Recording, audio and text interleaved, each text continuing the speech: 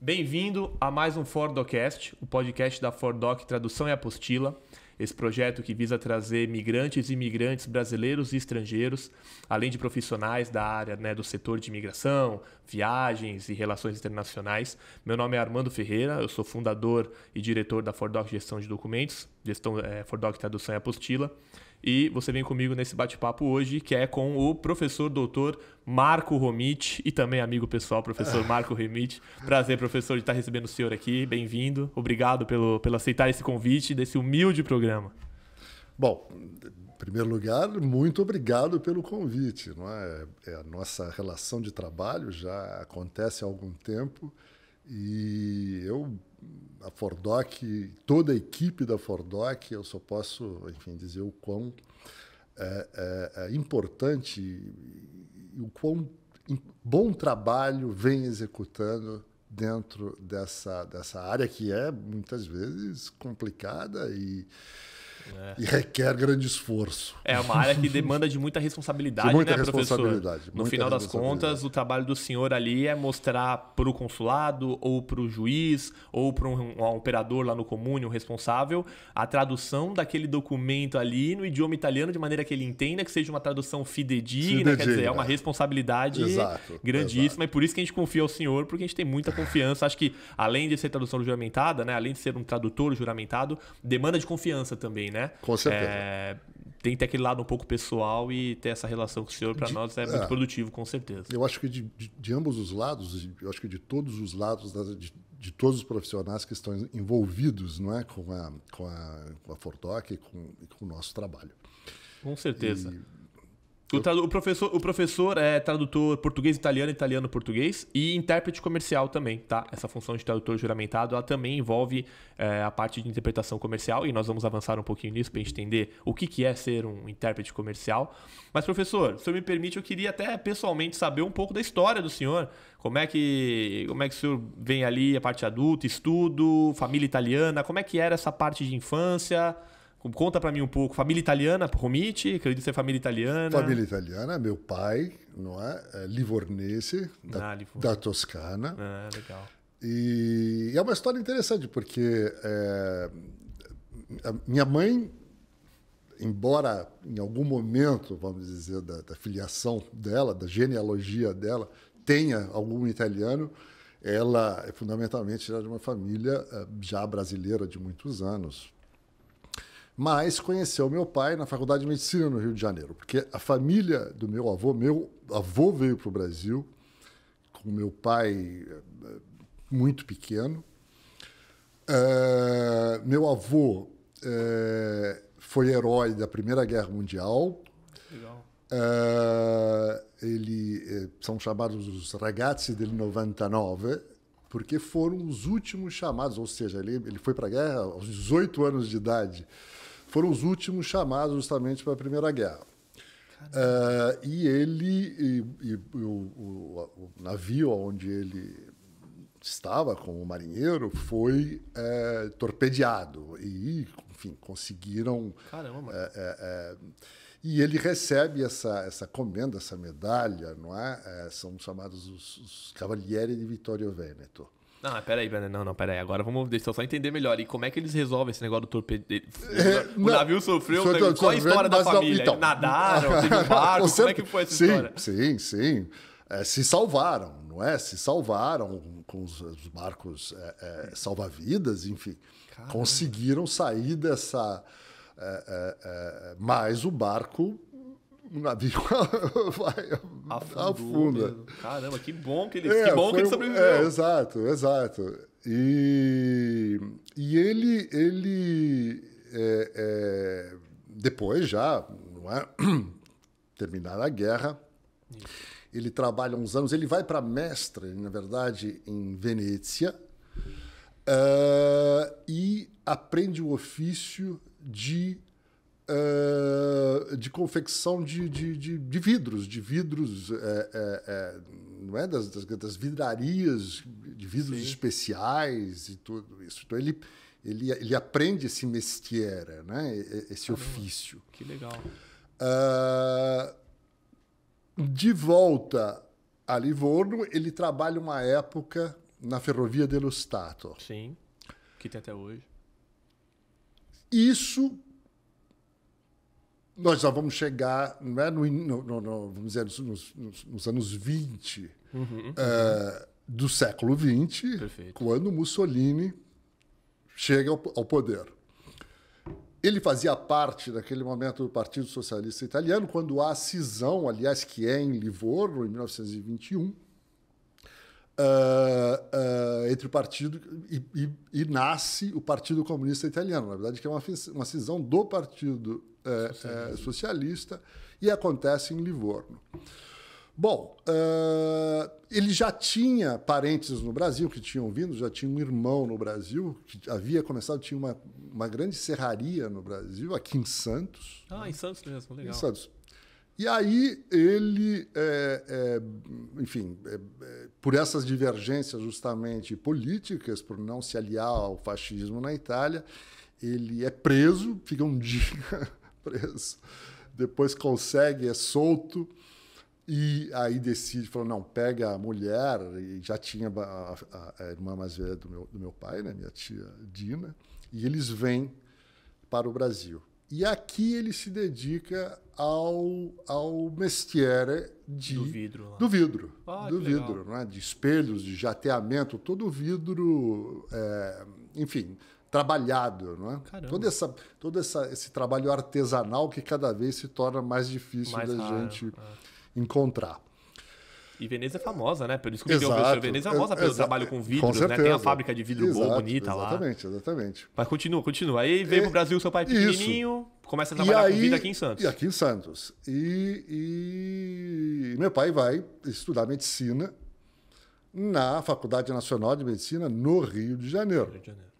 Que era na Praia Vermelha, aliás, num edifício que não existe mais, porque o governo militar, não sei por que derruba o edifício que era a Faculdade de Medicina, onde ele conhece minha mãe. Legal.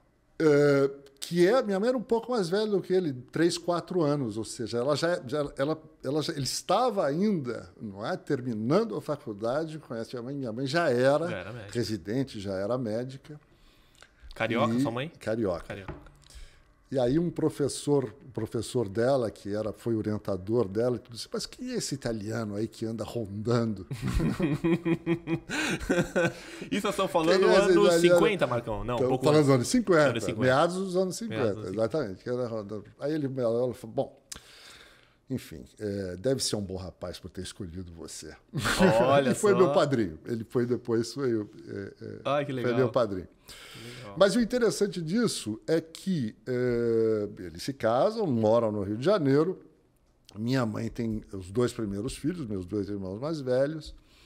Quando meu pai recebe uma bolsa para a Itália, justamente porque havia... Bom, todos nós nascemos, e ele certamente, né, com um grande amor pela Itália. Eu, desde pequeno, para mim, a Itália é toda sobre a arte, sobre a cultura, sobre a comida italiana. A gente cresceu com os meus avós aqui, não é?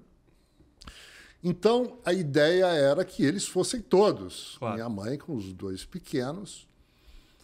E ele ia fazer esse curso, essa bolsa que ele ganha para Torino, Hospedaria Regina Margherita, que existe até hoje, quando minha mãe descobre que está grávida.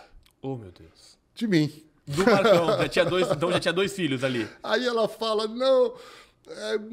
bom, mas nós estamos falando isso eu sou de 60, ou seja, estamos falando de 59. Ela fala, ela tinha a mãe dela aqui, as crianças, então você vai. E aí não é? A gravidez passo aqui, não é? A gente está mais tranquilo do que ela. Ela talvez tenha ficado um pouco com medo da ideia de ir com 2 crianças. E grávida do terceiro. E grávida do terceiro. A verdade é que depois ela não vai, ele chega uma semana antes do meu nascimento. Ah, que legal, conseguiu ver o senhor. E essa história, eu falei que não, então eu vou para a Itália. Se eu impedir, se eu criei uma dificuldade para a saída da família para a Itália, eu vou encontrar um momento de ir. Que legal. E esse momento chegou quando eu terminei a faculdade. Aqui em São Paulo, na Universidade de São Paulo, eu fiz a Escola de Comunicações e Artes, Legal. que é uma área, eu ia dizer que completamente diferente da área da tradução, mas não é, porque Legal, faz a área de línguas, ela está, não é? Por exemplo, comunicação, né? Eu acabei de legendar um filme brasileiro, né? Aliás, de ex-alunos meus, para o italiano, porque eles querem levar para a mostra na Itália. Então eu fiz as legendas em italiano. Então está muito próximo isso. Mas a minha formação, eu fiz cinema na Escola de Comunicações e Artes, que era um dos cursos dentro da Escola de Comunicações, né, onde você tinha a especialização em cinema.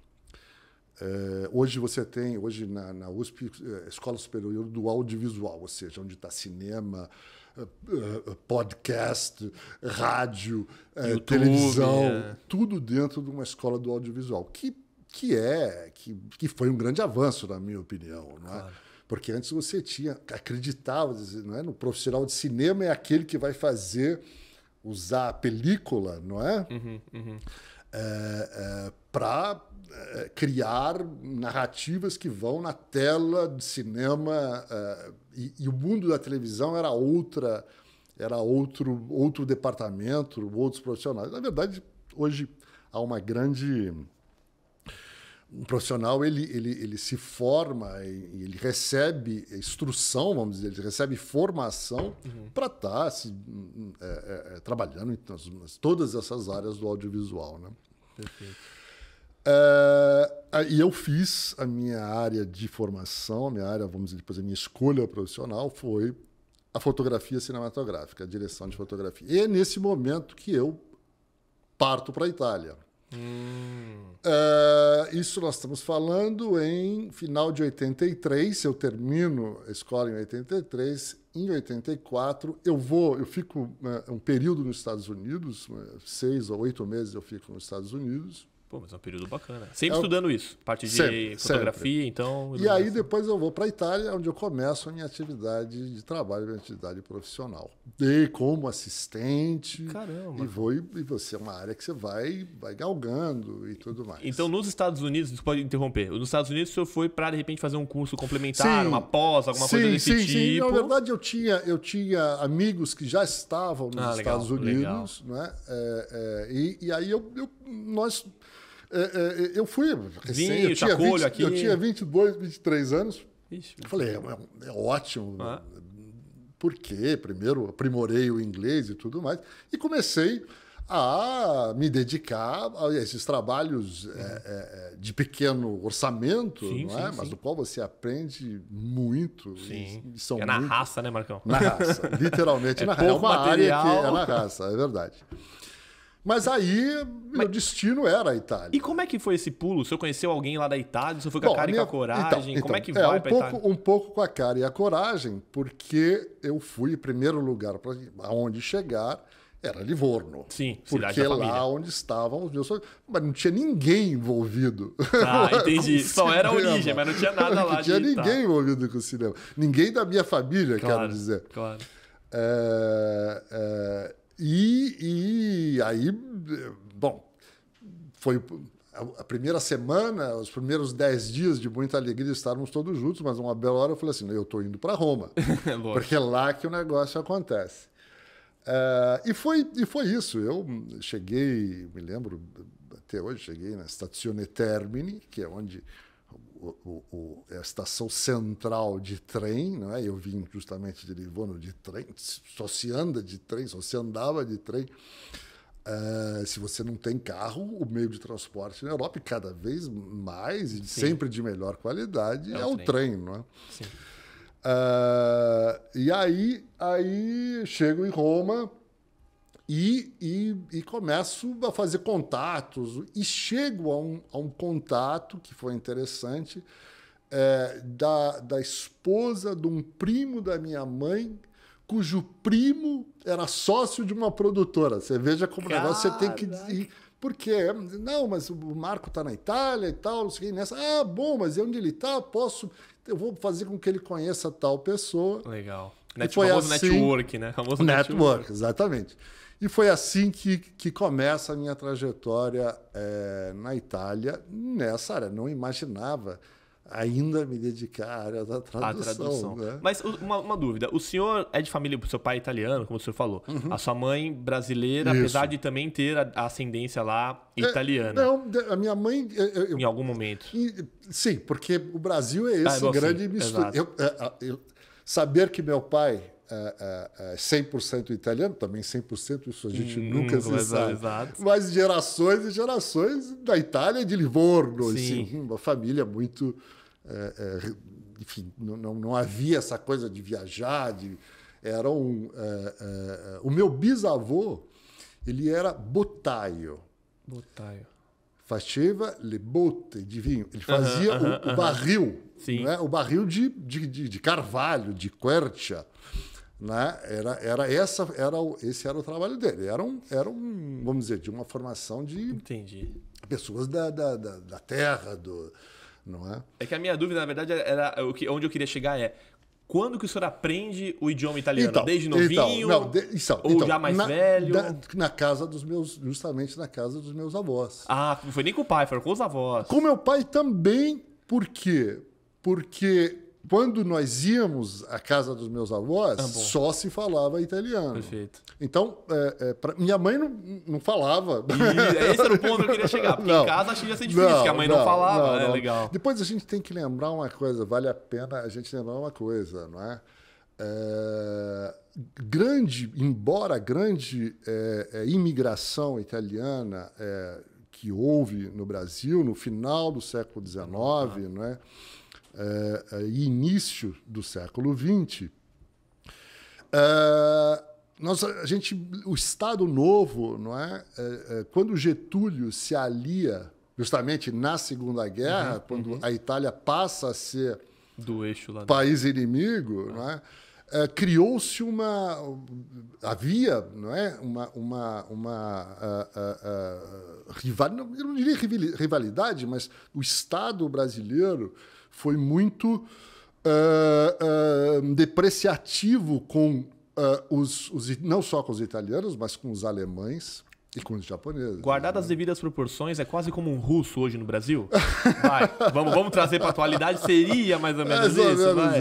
Aquele espécie de preconceito porque aquele país está agindo de uma forma não coerente. Que é uma coisa, obviamente, totalmente absurda. Sim. Como toda guerra o povo, exato. O povo não necessariamente responde pelos atos políticos. Não, sem dúvida. E muitos dos italianos, dos alemães e dos japoneses também, sofreram. Acabaram não incentivando os filhos à própria língua. Ah, entendi. Então isso acaba ainda nas cidades do Sul, você ainda tem muito dialeto ainda que se fala hoje no Brasil, né? Do dialeto italiano. Mas São Paulo, que foi se tornando logo uma grande metrópole, sem dúvida nenhuma, com a ajuda de muitos italianos, não tem a dúvida disso. Na construção civil, né? Tem um filme, vou fazer um parênteses falando de cinema, eu faço um parênteses para falar de um filme, chama-se Good Morning Babilônia. Good Morning Babilônia. Que é feito pelos irmãos Taviani. São dois irmãos cineastas, um deles já falecido, ainda do antigo cinema italiano, vamos falando, mas que é a história de irmãos que migram para os Estados Unidos e começam levam o ofício, levam a habilidade do artesão italiano para os Estados Unidos e, obviamente, e vão trabalhar em Hollywood e começam a fazer cenários, né? Trabalham nos cenários dos filmes. Né? Que legal. Que legal. Então, na verdade é isso, os italianos trouxeram, não é? muito, não é, do artesão. Bom, não podemos esquecer que o Renascimento é fundamentalmente italiano. Fiorentino, né? praticamente, mas exatamente, nasce na Itália e claro, se esparge, se espalha, não é? Mas muitos, não é, dos artesãos que trabalharam no Brasil, que construíram o Brasil, claro. e talvez não é mais da região Sudeste e Sul, vieram da Itália, dos Estados Unidos, da Itália, da Alemanha. E meu avô, por sua vez, justamente, o trabalho dele era as vidraçarias, era o vidro. Mas o filho deveria estudar. Ah, certo. Era a ideia, não é? Eu brigo com o meu irmão, porque eu falei, puxa, mas ele tinha uma fábrica de vidros incrível, o irmão dele tinha uma serraria, que foi a Serraria Brasil, aqui em Santos, que era no Macuco, Tudo bem eles quererem os filhos doutores, mas por que se desfizeram de tudo? Você vê, era o passado, de uma certa maneira, o importante era fazer com que os filhos estudassem e criassem, vamos dizer, um padrão de vida diferente. Que eles julgavam que seria melhor ou menos difícil, talvez. Exatamente. Desse mais futuro, deixou de mais futuro. Né? No país que, no fundo, eles escolheram, não é? Como tem, né, essa frase, não é? Fare l'América, né? A ideia de vir para as Américas, enfim, sair do velho mundo, Estados Unidos, Brasil, Argentina, não é? E Austrália. Também. Muitos italianos foram para a Austrália também. Mas enquanto vovô e papai vieram fazer América, o senhor fez o caminho contrário. Eu fiz o caminho contrário. Conhecer a Europa. Eu fiz o caminho contrário. Fui conhecer a Europa e fiquei 10 anos, né? Fiquei 10 anos em Roma. Até que a saudade apertou. Ah, Marcão, dos pais, da mãe que ficou, do pai. Eu vim assim, mas aí aquelas coisas que a vida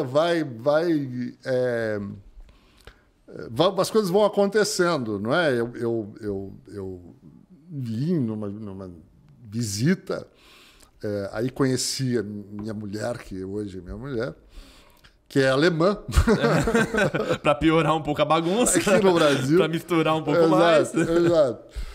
E quando, nessa visita e tudo, eu vou à Universidade de São Paulo e recebo o convite, vamos dizer assim, daquele que foi meu professor e depois meu orientador. Não, vamos...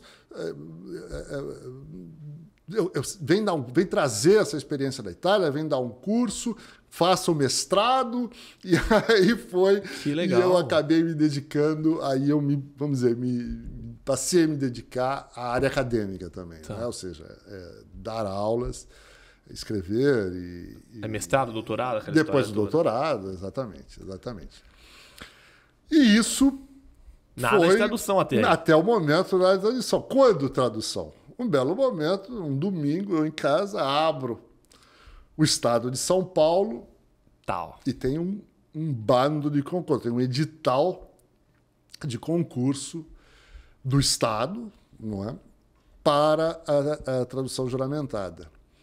Algo novo no Brasil, né? Acho que foi o primeiro? Não foi o primeiro. Mas havia, eu acho que mais de 20 anos que não se abriu um novo concurso.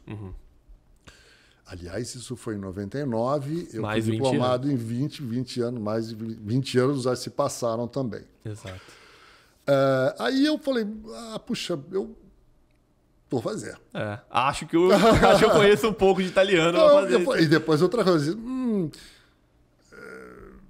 a gente já tinha 2 crianças pequenas, falei, bom, a sua atividade acadêmica, cinema no Brasil sempre, eu estava nesse momento com parte no trabalho na academia, né, na universidade, e muito na área de publicidade também, porque era aonde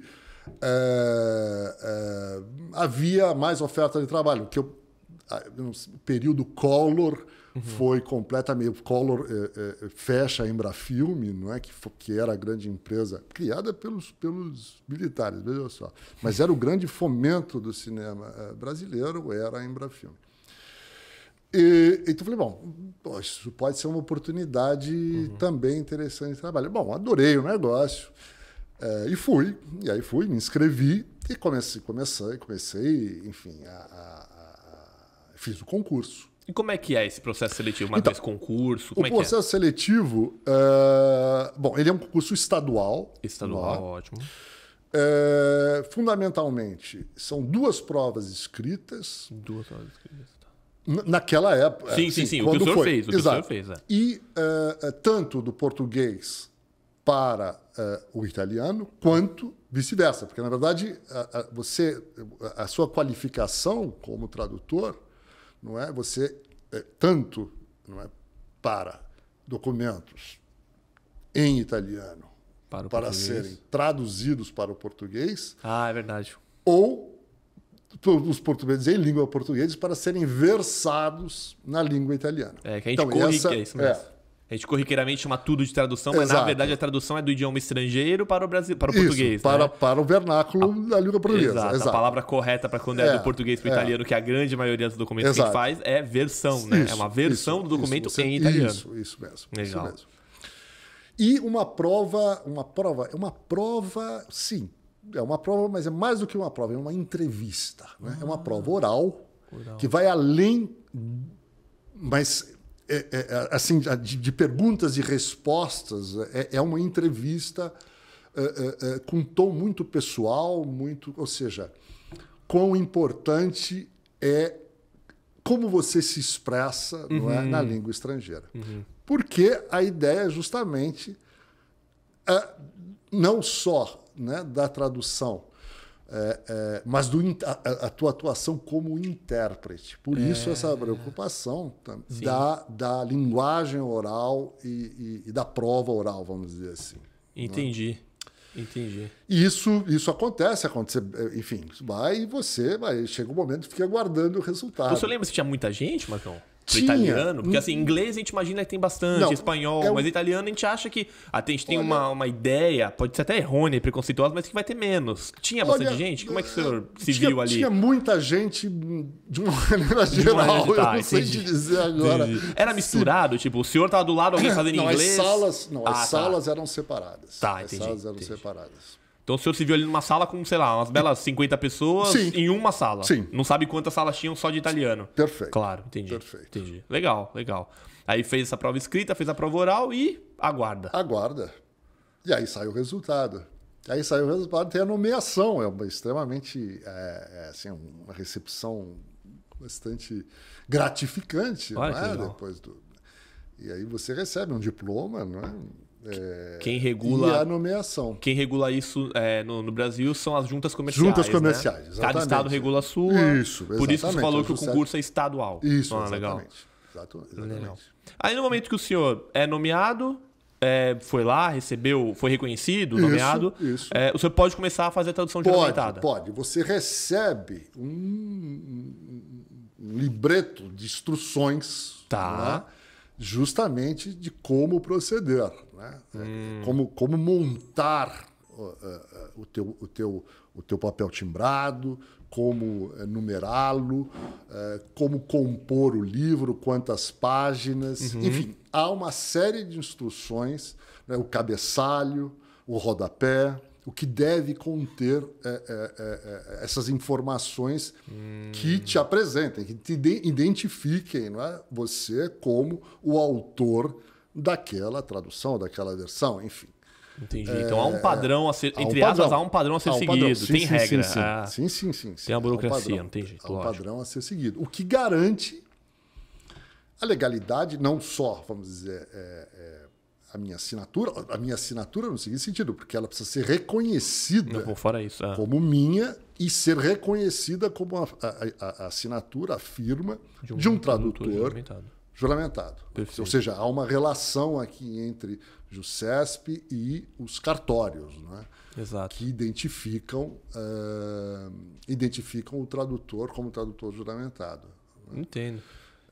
E hoje, por exemplo, um documento assinado por um tolo juramentado, ele pode ser reconhecido por um cartório de um outro estado, porque é como se fosse um álbum hoje, onde os cartórios se comunicam entre si no reconhecimento da autoria da tradução, da versão, não é da autoria, ou seja, quem Então, um cliente direto do senhor, ou um cliente Fordoc que contrate uma tradução e receba, ele pode conhecer essa firma no Rio de Janeiro, no Rio Grande do Sul, ele vai a um cartório. Não é? E aí você, na Fordoc, aliás, pode comentar também sobre, que é o reconhecimento de AIA. Sim, né? Hoje, isso tem quanto tempo? 3 anos? É um pouquinho mais. 2018 para cá, uns 4 anos. Uns 4 anos, né? Que passa a ser necessário essa validação, não é? Do acordo de AIA, justamente que garante, não é? A legalidade do documento, não é? Exatamente. Em todos os países signatários. Signatários, perfeito. Ele elimina o antigo reconhecimento consular, né? A consularização do documento.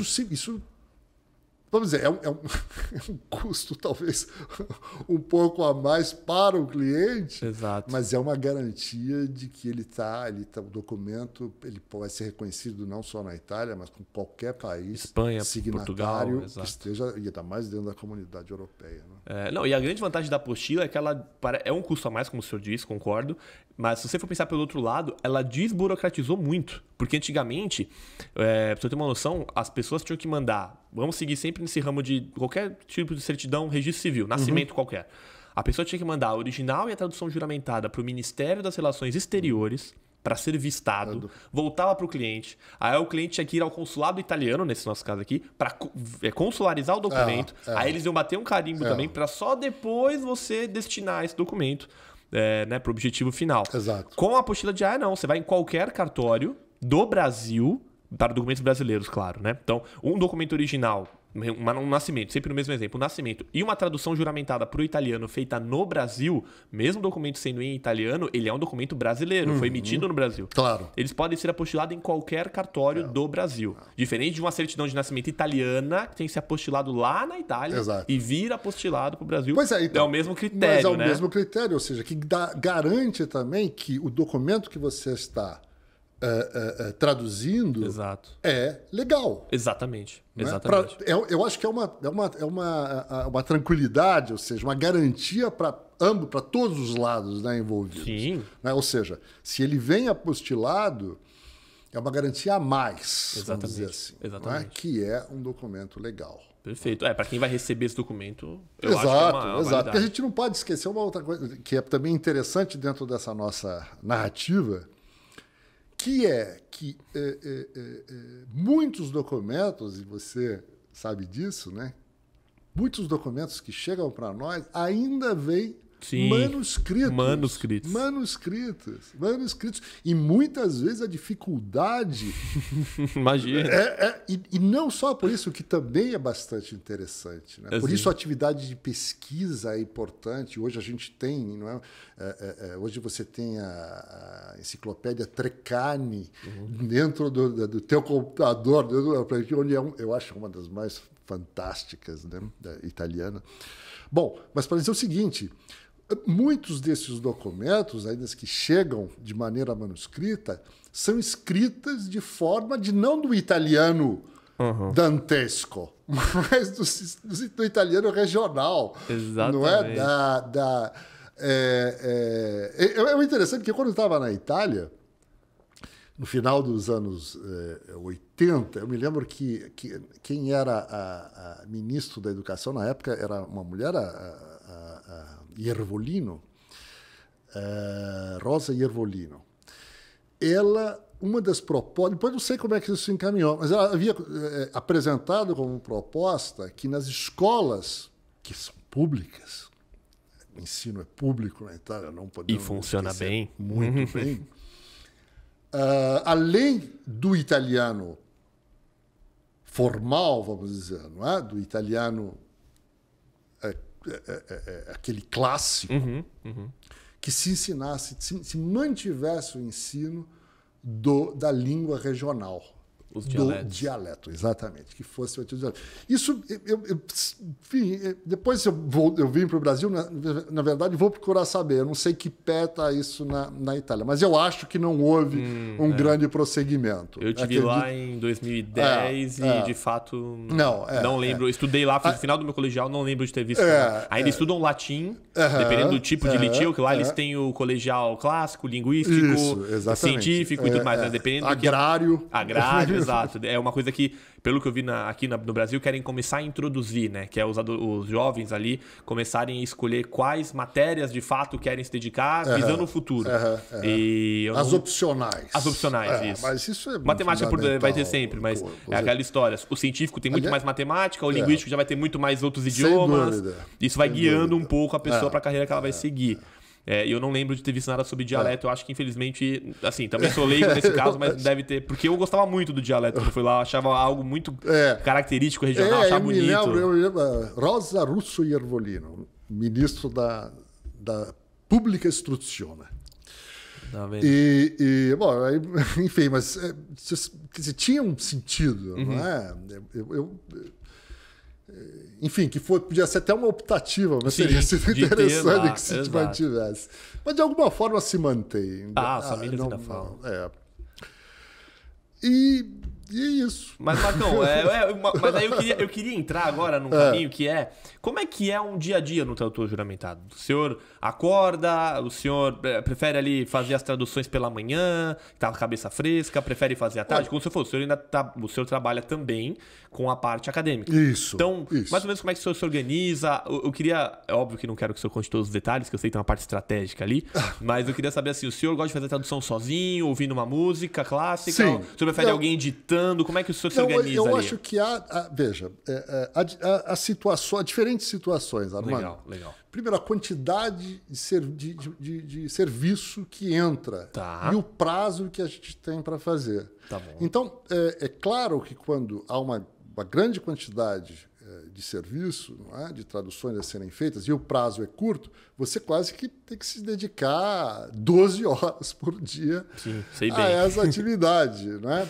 Lembremos-nos uma coisa,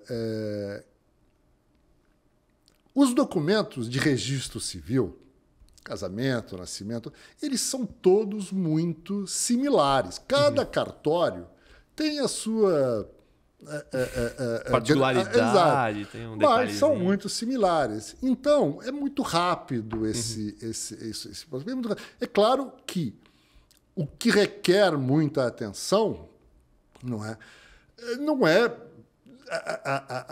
a tradução, enfim, do intento, vamos dizer, do que está, daquilo que é importante, né, que contém no documento. Porque todos eles vão nascer tal, filho e tal. Mas sim a grafia do nome do pai, do nome da mãe, legal. Das datas, dos números, não é?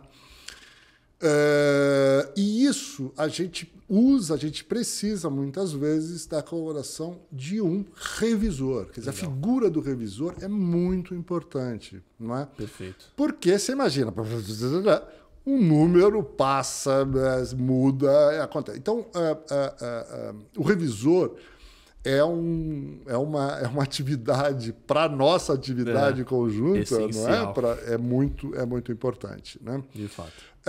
A gente pode também, dependendo justamente da quantidade de trabalho, ter um auxílio, vamos dizer, nesse sentido de separar, de ajudar na programação do trabalho. Olha, esses são todos casamento, esses daqui, desse grupo familiar, esses são os nascimentos, esses são... Porque, como eu dizia, mais ou menos muda muito pouco se você faz um próximo ao outro. Praticamente você acaba se utilizando bastante, vamos dizer, do que havia... Dos modelos. Dos modelos, não é? Isso ajuda bastante. Mas há sempre alguma coisa de novo. Sim, não dá para dar um Ctrl-C, Ctrl-V e mudar os nomes. Não existe isso, né? Não, há sempre alguma coisa de novo. E depois E os cartórios eram...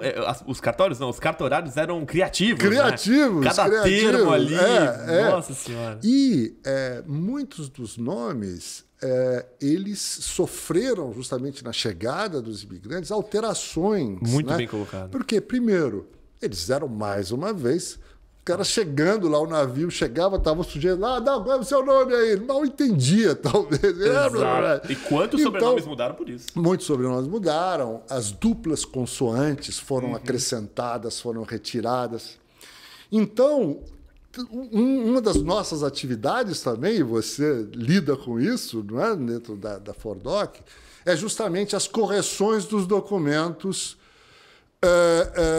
aonde houve alteração justamente do nome original. A certificação. Porque se você vai buscar o antepassado na Itália, e quando você chega aqui, o nome não bate, né? O sobrenome, Exato. falta um L, tem um L a mais, falta um T... Enfim, esse tipo de aconteceu muito, não é? Sim. Isso continua chegando, muito esse tipo de situação. Não. Por isso, quando começamos a conversar, eu disse da importância da nossa equipe hoje, Exato. né? Da importância dos colaboradores. Né? Hoje a gente tem dentro da ForDoc, me permita comentá-lo, porque eu também me sinto com muito prazer no colaborador da ForDoc, a gente tem colaboradores que estão se ocupando disso, não é? De estar lidando com os comunes na Itália, buscando acertar, quer dizer, o cliente, quando ele chega na ForDoc, não se trata apenas, eu preciso da tradução desse documento. Perfeito. Essa é a coisa mais simples, talvez, né? Chegarmos à tradução. Né? Mas todo o trabalho de verificação dos documentos, justamente de verificação da legalidade,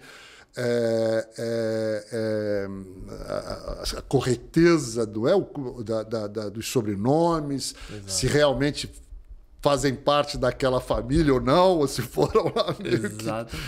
Enfim, é tudo isso que envolve o nosso trabalho. Né? Tanto que quando eu vendo a ForDoc, né, o nosso nome até pensando no marketing, né, tanto é que quando eu vou apresentar aqui o início do podcast, às vezes eu falo ForDoc gestão de documentos e ForDoc tradução e apostila. A gente está mudando por uma questão de palavra-chave, de Google, de localização, mas eu sempre entendi a ForDoc como empresa de gestão de documentos porque coincide exatamente com o que o senhor está... Obrigado, Cláudio. Porque justamente coincide com o que o senhor... Obrigado. Então, coincide com o que o senhor estava falando de... eu fico imaginando assim, a sua rotina. O senhor deve fazer 20, 25 traduções dia.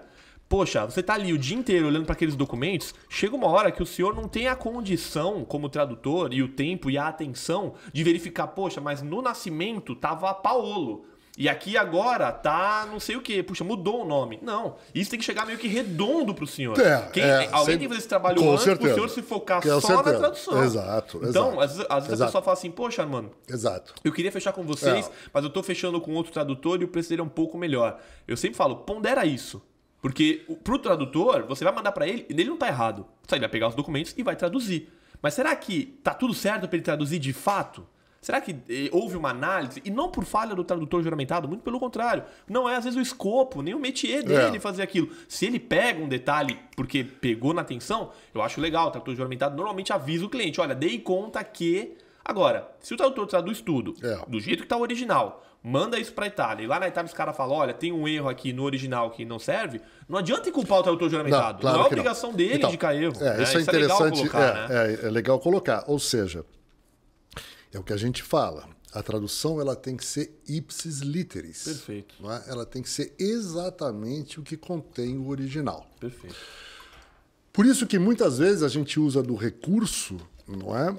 Que é quando a gente encontra uma palavra meio perdida de significado dentro do texto, você precisa mantê-la. E aí, perdão. Tranquilo, segue o jogo. Tá tudo bem. Se der problema, o Breno fala pra gente. Tá bom. Aí você, SIC, né? S-I-C, ou seja, conforme o original. E tem, hein? E tem. Vira e mexe, eu vejo tradução do senhor que vem lá com o SIC. Aí tu vai ver o original, realmente tá. Não é. Nasceu em 1900 de 2000. Coisas assim. Acontece no certidão. Aí tu fala, ou seja, a gente não pode, absolutamente, você não perde todo o caráter de legalidade, justamente. Exato. Você não pode modificar o documento original. Isso já... E às vezes o que pode acontecer também é o cliente traz um documento. Você sabe que já aconteceu, né? Traz um documento com algum erro, não é?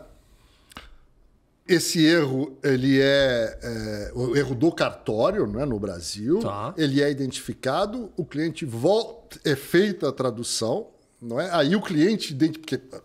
Sim. Eu não tenho como identificar se erraram no nome ou não. Ele depois identifica o erro, volta ao cartório. E o cartório emite um novo documento. Isso é legal você falar. Cuja única mudança vai ser o L que faltava no sobrenome. Só que a data, ele se torna um outro documento. Exato. Aí o cliente fala, poxa, mas não dá para...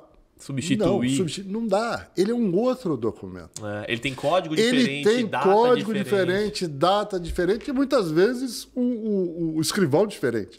E mais, como o senhor estava explicando pra gente, quando o senhor, isso eu sei porque o senhor já me contou, quando o senhor lá é nomeado como tradutor juramentado, o senhor recebe as regras, e uma das regras é que todas as traduções e versões, lembrando que versão é do português para o italiano e tradução do italiano para o português, no caso do senhor, precisam ser registradas em livros. Em livro. Então, cada tradução, ela tem quase que um RG, que tem seria o número de livro, o número dela e o número da página.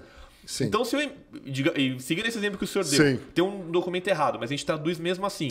Ela vai receber lá o RG dela. Quando o cliente vai emitir outro, necessariamente é um outro documento. É um outro documento. E importante lembrar que existe uma taxa, um imposto, enfim, chame como quiser, que se paga por documento.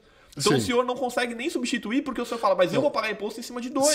Porque são dois documentos diferentes. Não tem jeito, né? Claro. São dois documentos diferentes. É legal colocar. Com uma pequena mudança. Isso. Mas... A gente às vezes até consegue dar um desconto, porque sim, nós vamos aproveitar o texto anterior, não vamos ser hipócrita, mas o fato é que é um novo documento, não tem jeito, é um novo documento. Não tem como. E quando é documento... E uma coisa que a gente tem feito, eu acho que o senhor deve seguir a mesma prática, provavelmente. Quando o documento é manuscrito, a gente tem pedido para o cliente contratar uma pessoa que faça a leitura paleográfica para digitar para a gente. Sim. Porque para se comprometer com aquela... Não, com certeza. A gente já passou noites em claro tentando entender. Quando é impossível, muito exatamente. Você colocou bem, se comprometer, né? Ou seja, mais uma vez... Voltamos, a tradução é uma legalidade, eu estou dizendo, né, ele torna-se um documento legal. Mas o que também tem acontecido, né, Armando, que aliás é um avanço, é que alguns documentos estão sendo digitalizados pela própria Itália. O que é ótimo. O que é excelente, ou seja, às vezes o cliente não tinha esse documento guardado, não é, do avô, manuscrito, e hoje ele pode pedir na Itália o documento digitalizado, o que para nós tem ajudado significativamente. Sim. Né? E tem duas modalidades, né? O documento lá no Comune, ele tem aquela modalidade que vem o brasão do Comune, todo bonitinho, e ainda tem aquela modalidade internacional, que é dos quadrinhos, assim, que vem em vários idiomas, aquilo é bem legal também. É bem óbvio, né? Também, o documento vindo da Itália é bem mais simples que o nosso documento de inteiro teor, que é um romance. Exato. Né? Mas tudo... É que para eles querem a prova para evitar fraude. Exato. É uma das razões que eles passaram a exigir um inteiro teor, é justamente isso, que os documentos fossem retirados do livro, não é? Do livro do cartório, ipsis literis, né? Na totalidade do texto. Não é? Exato. E às vezes é um romance, que diz a mesma coisa, né? Mas... Sim. Foi o que você falou. É tanto a mesma coisa que às vezes dá pra você pegar um modelo. Esses dois irmãos que nasceram num giro somente quando é do mesmo cartório. Isso. Quando são dois irmãos que nasceram num giro de 2 anos no mesmo cartório, normalmente... Aí só tem que ficar atento nas testemunhas, que às vezes mudam. O cara que assina, a data, aquela história. E o que é interessante também, nós falávamos antes dos dialetos, vamos dizer, dos italianos, né? Da língua italiana, regional, ou seja, quando o documento vem digitalizado ipsis literis do original também. O cartório na registro civil na Itália também não vai mudar por conta própria, né? Exato. Ou seja, não vai dizer assim, não, vamos colocar no italiano mais formal, no italiano clássico, que eles vão entender melhor. Não. Eles se virem a traduzir buscando. É isso aí. Não é o italiano de qual momento da língua ela esteja. Como a língua portuguesa também. Exato. Né? Vive Exato. essa. Mas, Marcão, assim, a tradução é o que a gente está conversando. A tradução, você consegue ter ali, junto até da Fordoc, essa equipe que te dá o suporte nas revisões, principalmente, né? Para o senhor poder fazer. E nas análises dos erros, justamente para o senhor se concentrar no ofício de tradutor, que, puxa, é fantástico. Mas tem uma atividade que o senhor executa que não tem como revisar, que é justamente a interpretação. A interpretação. Eu queria que o senhor contasse quando que se usa o intérprete comercial e, de repente, uma oportunidade que o senhor teve de executar essa função de intérprete, só de curiosidade, para a galera poder saber como é que funciona, como é que é. Às vezes eu preciso e nem sei que precisa. Bom, eu vou complementar. Só queria completar uma coisa da tradução do texto. Claro. Tem uma coisa muito interessante, não é? Porque, às vezes, os nossos clientes são famílias inteiras, onde você tem contato com o bisavô, depois com o avô. O nascimento do avô que vem do batismo. Você imagina o nascimento daquela criança, ele cresce, ele casa, ele tem filhos, bem legal. Ele morre, causa mortes, enfim. Tudo. Você acaba conhecendo a família. Uma novela que muitas vezes tem desfechos jurídicos. Sim. Porque há divórcios, há segundos casamentos. Segundos, terceiros casamentos. Exato. Enfim, você acaba entrando um pouco na vida das pessoas, das famílias e tudo mais. E não foi nenhuma nem duas vezes, mais vezes, no momento... Poxa, o senhor Marco Romiti, o senhor fez a tradução... porque vem seu nome no legal. E aí, é muito legal. Puxa, o senhor fez... Olha, e eu falo, pô, mas deu tudo certo? Foi a bom fim? Tudo certo. E é sempre, claro... Gratificante. Né? Mas pegando um gancho do que o senhor falou também, esse negócio de a gente conhecer a família toda, isso é muito importante o senhor falar, porque assim, um dos valores que eu prego muito com a Fernanda, com a Maria Clara, com toda a equipe da Fordoc que dá assistência para o senhor, é a questão do sigilo e da ética. Porque é justamente o que o senhor está falando. A gente tem acesso a muitos dados. Porque são certidões inteiros teor. Você sabe tudo o que aconteceu ali. Exatamente. Quem reconheceu o pai de quem separou, quem divorciou, quem é adotado. Às vezes a gente sabe coisas que partes da família não sabem daquela pessoa. Mas a pessoa é adotada, mas o primo lá não sabe. Então a gente tem que ter muito cuidado ao entregar esses documentos para o cliente. Inclusive, é bem os documentos, importante. nós falamos dos documentos jurídicos, eu muitas vezes me valho do meu primo, Mário Romiti, que está no nosso edifício Itália também, para alguma elucidação assim, justamente das questões jurídicas, como é que elas possam ser corretamente traduzidas ou versadas. É um vocabulário bem específico. Sim, é bem específico, né? E é muito bom, porque acaba virando um bate-papo. Ele também gosta muito da Itália e acaba virando um bate-papo italiano. Pronto. Isso é ótimo. Mas vamos na interpretação. Eu tenho curiosidade. Interpretação. Então, como é que é? A interpretação não foram tantas ocasiões assim que eu fui chamado para a interpretação. Algumas interessantes. Foi um caso num tribunal que uma família, o pai italiano e a mãe brasileira, não casados, mas com um filho em comum. E a mãe vem com a criança para o Brasil. Tá. E, enfim, não queria deixar o pai ver a criança, essas situações que a gente já vive. E ele não falava italiano, não falava português, desculpa. O italiano, esse senhor, não falava o português. Então, foram alguns encontros no tribunal para resolver essa situação. E, enfim, a gente participa, acaba entrando em todo o ocorrido. Ah, legal. E sempre imparcial. Só traduzindo e tal, totalmente imparcial. Totalmente imparcial, claro. Como se espera. Deve ser difícil, hein? Como se espera. Sei que o cara tá ali vendo a situação, quer tomar partido, não pode. Seu juiz, ele tá falando isso, mas não é bem isso, não. Traduz errado. Não pode. Não, imparcialidade. Um outro caso também, casamentos de ir nos cartórios, casamentos entre italianos e brasileiros e vice-versa. Isso aconteceu algumas vezes. Mas um outro caso interessante foi um navio italiano, não é, que vem ao Brasil, a Santos, não é?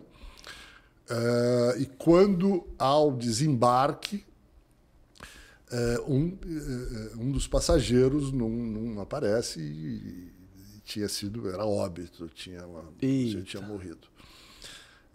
Foi encontrado morto na cabine. Então, esse também foi Liga pro com o capitão, enfim, tem que fazer... Esses dois foram os mais curiosos. Assim. Curiosos. Poxa, Marcão. Mas o dia a dia é mais difícil, né? A atividade de interpretação. Entendi. Marcão, a gente vai se encaminhando aqui já pro final. Eu tenho 2 perguntas que o pessoal fez. A gente colocou uma caixinha de perguntas no Instagram. Se eu puder responder. Se tiver alguma pergunta que o senhor não queira responder por algum motivo, não tem problema. A gente pula e segue o jogo sem maiores... Com 2 perguntas não dá para pular muito. Eu acho. Mas vamos... E também pelo que eu vi rapidamente é tranquilo. O Fernando perguntou assim: quanto tempo de antecedência eu devo traduzir meus documentos para um processo de cidadania? Quanto tempo de antecedência? Bom, aqui... precisamos entender um pouco melhor a pergunta dele. Ou seja, quanto tempo demora para ficar pronto? Para ficar pronto, ou seja, quanto tempo demora o processo. Na verdade, eu vou procurar entender a pergunta dele da seguinte maneira. Ou seja, a Itália tem como exigência, vamos dizer assim, no máximo que os registros dos documentos não sejam superiores a 1 ano no Brasil. Exato. Né? Então, se é essa a pergunta. Porque quanto tempo demora depende de processo a processo. Consulado de um jeito, comunidade de outro. Isso é difícil às vezes, mas de qualquer maneira, digamos ao Fernando que ele precisa ter um pouco de paciência. É verdade. Calma, Breno, tá tudo bem aí? Tranquilo? Segura aí. Tranquilo. Pequeno incidente, seguimos. Marcão, tem uma pergunta aqui também que não tá feita, mas eu gostaria de fazer pro senhor, que é o seguinte: tradução juramentada tem prazo de validade? Ou seja, se eu fizer uma tradução hoje de uma certidão no óbito, que a pessoa não vai mudar mais aquilo ali, daqui a 3 anos ela é válida? Como é que funciona? Veja, isso não é uma decisão... Ela é sempre acompanhada, a tradução, do original. E sempre acompanhada da apostila de Haia, que é um selo. Aliás, a gente estava falando em italiano, a apostila é um selo, ele é um selo físico, né? Que é anexado, é um selo anexado à folha, né? ao documento original. Ou seja, isso depende depende para onde ele for. A tradução vai ter tanta validade quanto o original tiver no processo. No processo. Quer dizer, ou seja, é uma decisão... Ele é um documento que foi feito em 2015. O original, não é? 2015, a tradução 2015 foi apostila. Bom, não tinha apostila. Então vamos falar em 2018. Isso. Ou seja, ele não há por que perder a validade. Exato. É? Agora... Vai saber, né?